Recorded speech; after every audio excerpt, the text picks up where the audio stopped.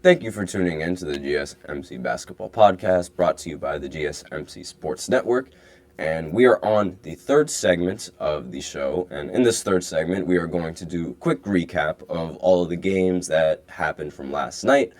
And there were a lot of big stories that came out of these games. But you guys know exactly what game I'm going to talk about first. We're talking about the GOAT, LeBron James, and winning against, obviously, like one of the worst teams in the NBA. But it doesn't matter. A win is a win is a win is a win. They beat the Washington Wizards.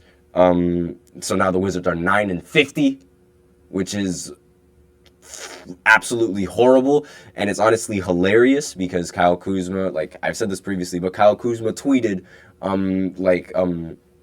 when the Boston Celtics were losing by 20 to the Detroit Pistons, Kyle Kuzma tweeted, right now it's just don't be that team, along the line, something like that, referencing how, like, don't lose to the Pistons, or, like, don't be as bad as the Pistons. But the Wizards, they have the exact same record as the Pistons, and they honestly have an argument for being worse than the Pistons right now. But with that in mind, they were able to take the Lakers to overtime, where the Lakers only won by 3 points. Now, I said this in the last segment, Jordan Poole was somehow miraculously going to learn how to shoot in this game. And I was right. He came off the bench, and he ended up scoring 34 points. So, of course, it's against the Lakers. He just remembers how to shoot. And what did he shoot? I'm just going to look at it. He shot 13 of 26, so obviously, like, he's a shot chucker. Like, he's the shot chucker of the team. And he's been playing a lot better coming off of the bench for the Wizards. So maybe that's his role. Maybe he's a sixth man. And that's what teams should, like, keep him as. Like, they shouldn't keep him as a starter, they should keep him as a sixth man.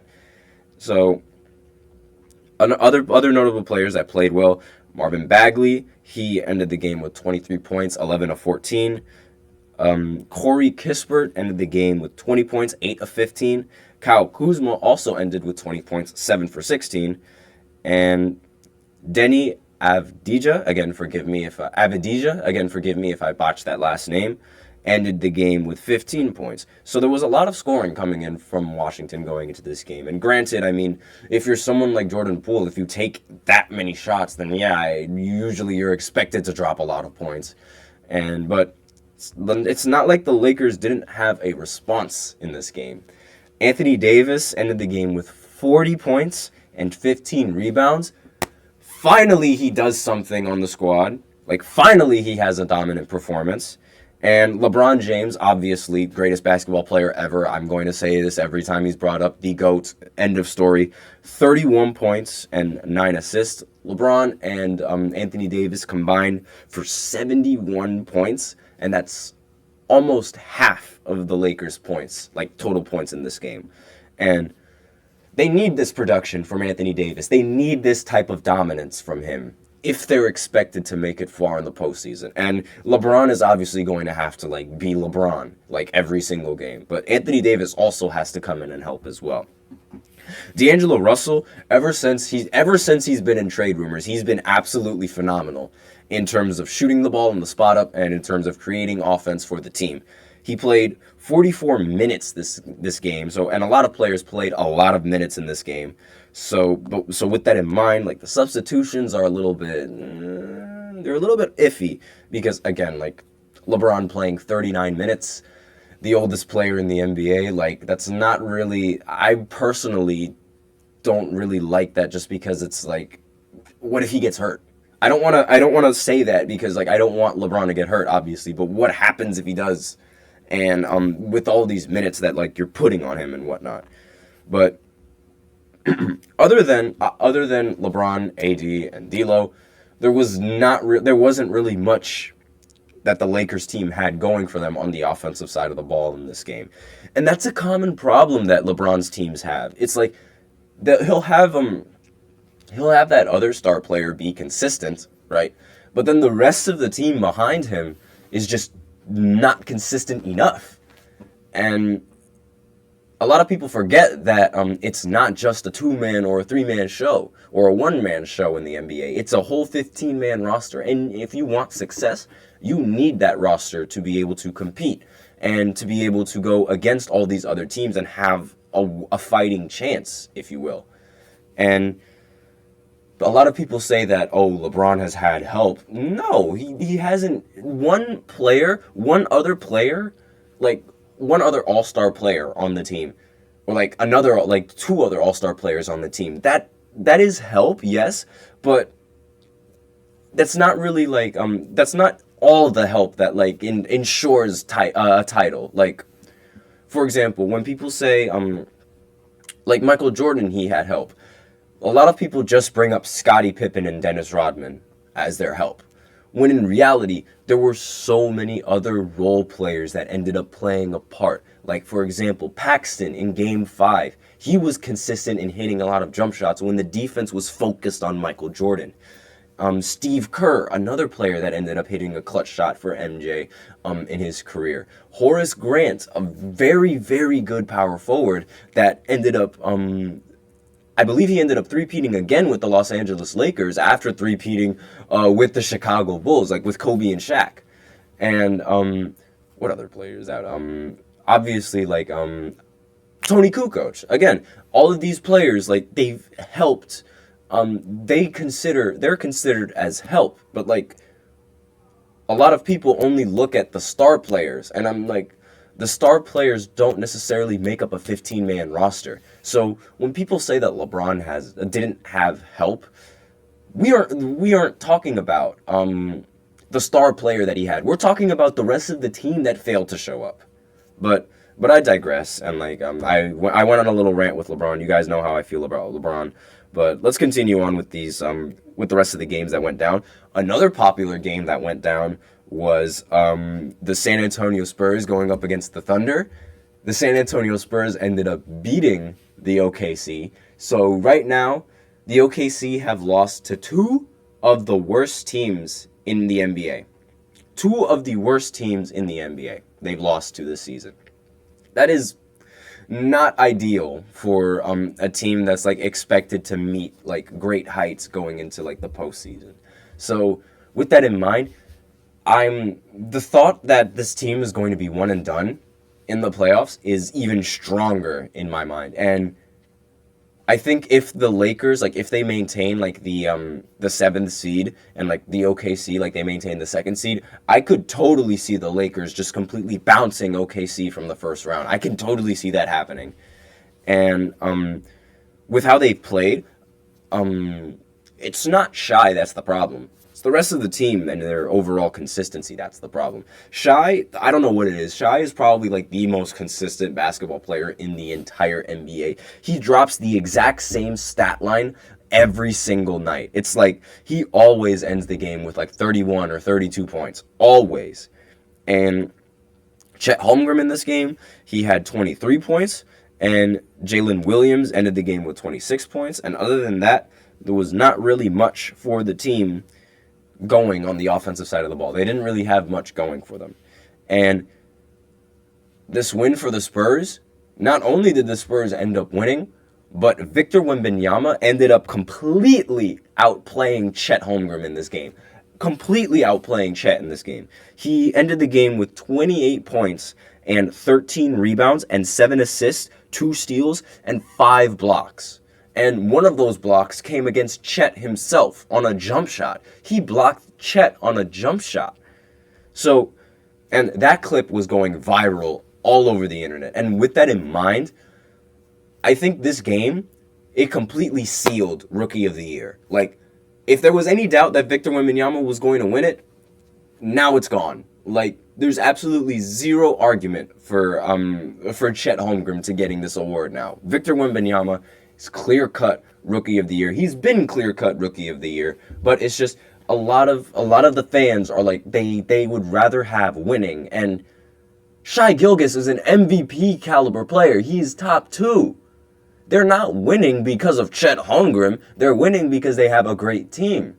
And the other argument is Chet's efficiency. Yeah, well, obviously you're going to be a lot more efficient when you don't take as much shots as Victor, and when your team sets you up with great looks and you have a great point guard to set you up with those looks.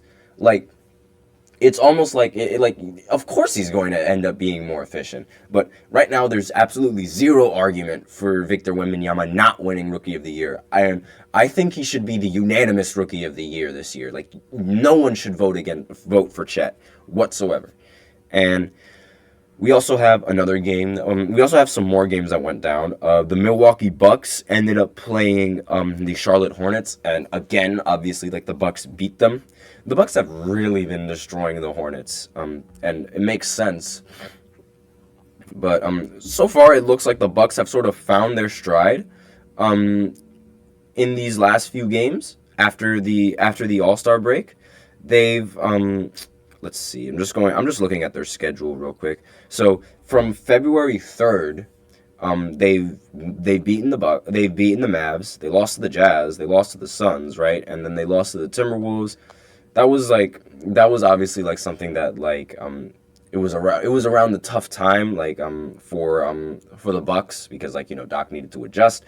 They ended up beating the Hornets on like the 9th, and then they beat the Nuggets, and they lost to that Heat team, unfortunately.